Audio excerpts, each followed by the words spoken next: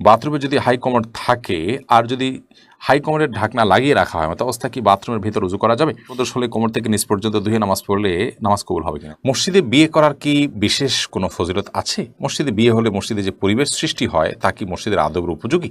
নামাজের বিছানা সবসময় বিছানো থাকলে কোনো গুনাহ হবে? কেউ আমাদের উপর কালো জাদু করে থাকলে বুঝবো কিভাবে? আর দেরি না করে প্রশ্ন উত্তর আলোকিত ভুবনে আমরা প্রবেশ করি। প্রদোষ হলে কোমর থেকে নিচ পর্যন্ত ধুয়ে নামাজ পড়লে নামাজ কবুল হবে কিনা? জি না। স্বপ্নদোষ হলে আপনাকে অবশ্যই ফরজ গোসল করতে হবে। মাথা থেকে পা পর্যন্ত পুরো শরীর ধুয়ে আপনাকে গোসল করতে হবে। কখনো ঠান্ডার কারণে অসুবিধা হলে আপনি গরম পানি করে করবেন, মানুষ জানাজানি হবে বা জেনে যাবে, যাক, তারপর আপনাকে ফরজ গোসল করতে হবে।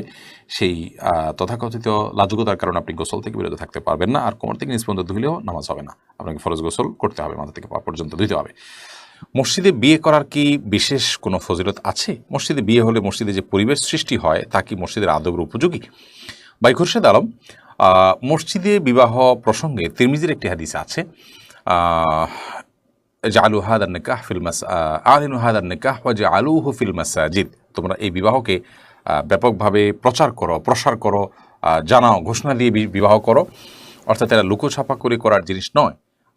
কোন কোন বর্ণনা আছে ইন্নাহু ইন্নাহু নিকাহ ওয়ালাইসা বিসিফাহ, এটা কোনো ব্যভিচার নয়, এটা বিবাহ, অতএব এটাকে জানান দিয়ে করো তোমরা। আর মসজিদে বিবাহ এর আগদ সম্পাদন করো। এই বর্ণাটি বর্ণনা করার পর খুদ ইমাম তিরমিজি এটাকে দাইফ বা দুর্বল সূত্রে বর্ণিত বলে মন্তব্য করেছেন, আর অনেক মুহাদ্দিস এটাকে দুর্বল সূত্রে বর্ণিত বলেছেন। এজন্য এই হাদিসের ভিত্তিতে মসজিদে বিয়ে করা বিষয়ে খুব জোরালো বক্তব্য দেওয়া কঠিন, যদিও এ বিষয়ে পুরো আরও হাদিসগুলোকে সামনে রেখে সংখ্যাগরিষ্ঠ ইমামগণ বা জমহুর উলামা ইকরাম মসজিদে বিয়ের সম্পাদন করাটাকে উত্তম বা মুস্তাহাব বলেছেন। এটা খুব মানে গুরুত্বপূর্ণ কোনো কিছু এর চাইতে বেশি সেরকম না, বরং এটাকে উত্তম বা মুস্তাহাব বলেছেন। আর সমকালীন যুগের উলামা ইকরাম অনেকে এটি মুস্তাহাব হওয়ার সপক্ষে আরও কয়েকটি কারণ উল্লেখ করেছেন। তোমাদের থেকে একটি হলো যে বিবাহ কেন্দ্রিক যে অনাচার বা গুনাহ ইত্যাদি হয়ে থাকে সচরাচর, মসজিদে বিবাহ সম্পাদন হওয়ার মাধ্যমে সেটি থেকে অনেকখানি নিষ্কৃতি পাওয়া যায়। তাছাড়া বিবাহকে যে প্রচার করার কথা বলা হয়েছে এটি বিভিন্ন বিশুদ্ধ হাদিস দ্বারা প্রমাণিত। অতএব মসজিদে যদি হয় তাহলে সেটা জানাজানি হয় এবং প্রচার হয়, ঘোষণার কাজ হয়ে যায় অনেকটা। তো এই সমস্ত কারণে মসজিদে বিবাহ করাটাকে উত্তম বলেছেন জমহুর বা সংখ্যাগরিষ্ঠ উলামা ইকরাম। যদিও সমকালীন ওলামাদের অনেকে, বিশেষ করে সৌদি আরব আলেমদের অনেকেই কিন্তু এটিকে শুধুমাত্র জায়েজ বলেছেন, অর্থাৎ মসজিদে বিবাহ করা জায়েজ, জাস্ট এর বাইরে কিছু নয়। কারণ তারাও যে হাদিসের সনদকে দুর্বল সেই যুক্তিতে এটিকে মুস্তাহাব বলেন না। এছাড়া আপনার নবী করিম সাল্লাল্লাহু আলাইহি সাল্লাম তার যে বিবাহ হয়েছে তিনি মসজিদে সম্পাদন করেছেন, ব্যাপারটি সেরকম নয়, বরং মসজিদের বাইরেও তিনি বিবাহ সম্পাদন করেছেন। যদিও মসজিদেও বিবাহ সম্পাদন হওয়ার বিষয়টি তার থেকে প্রমাণিত। খোলাসা কথা হলো মসজিদে বিয়ে করাটা জমহুর বা সংখ্যাগরিষ্ঠ আলেমদের মতে উত্তম বা মুস্তাহাব, তবে বাসা বাড়িতে বা অন্য কোথাও বিয়ে হলেও অসুবিধা নেই। আর আপনি যে প্রশ্নটি তুলেছেন যে মসজিদের যে পরিবেশ বিয়ের কারণে সেটি নষ্ট হতে পারে, এর কারণে কি মসজিদের আদব বা মসজিদের যে শিষ্টাচার সেটি লঙ্ঘন হবে কিনা, উত্তর হলো না। মসজিদে এতটুকু আপনার আনন্দ করার, এতটুকু আপনার খেজুর বিতরণ করতে একটু হালকা হইচই হতে পারে, এতটুকু বিষয় মসজিদে আল্লাহ রাব্বুল আলামিন অ্যালাউ করেছেন।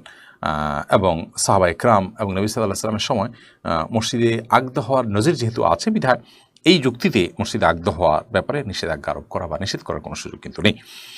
নামাজের বিছানা সবসময় বিছানো থাকলে কোনো গুনাহ হবে? না, বিছানা সবসময় বিছানা থাকলে কোনো গুনাহ হবে না। আমরা অনেকে মনে করি বিছানাও থাকলে গুনাহ হবে, এবং অনেকে এটা নিয়ে অনেক কথা বলি, মন্তব্য করি নিজের মন গড়া, যে এটা থাকলে ওইটা হবে সেটা হবে। আসলে বাসা বাড়িতে এগুলো বিছানা থাকলে বাচ্চারা সেখানে আপনার ময়লা ফেলতে পারে বা অন্য কোনোভাবে সেটা নষ্ট হতে পারে, সেই কারণে হয়তো গুছিয়ে রাখা উত্তম। সেটা নিছক আমাদের সুবিধা অসুবিধার ব্যাপার, কিন্তু শরীয়ত এটার জন্য কোনো বিধিবিধান আরোপ করেনি যে আমি বলবো যে বিছিয়ে রাখলে। বাথরুমে যদি হাই কমোড থাকে আর যদি হাই কমোডের ঢাকনা লাগিয়ে রাখা হয়, মতো অবস্থা কি বাথরুমের ভেতর উজু করা যাবে? সম্ভব হলে মাঝখানে পার্টিশন দিয়ে নেবেন, আর না হলে বাইরে উজু করবেন, আর না হলে বাইরে শুরু করে বিসমিল্লাহ বলে পাউটা ভিতরে গিয়ে ধোবেন, কমপক্ষে এইটুকু করবেন। আর যদি সেরকম কোনো অপশন না থাকে, ভেতরেই আপনাকে করতে হয়, তাহলে উজু আপনার হয়ে যাবে, কিন্তু বিসমিল্লাহটা আপনি মনে মনে বলবেন। কেউ আমাদের উপর কালো জাদু করে থাকলে বুঝবো কিভাবে?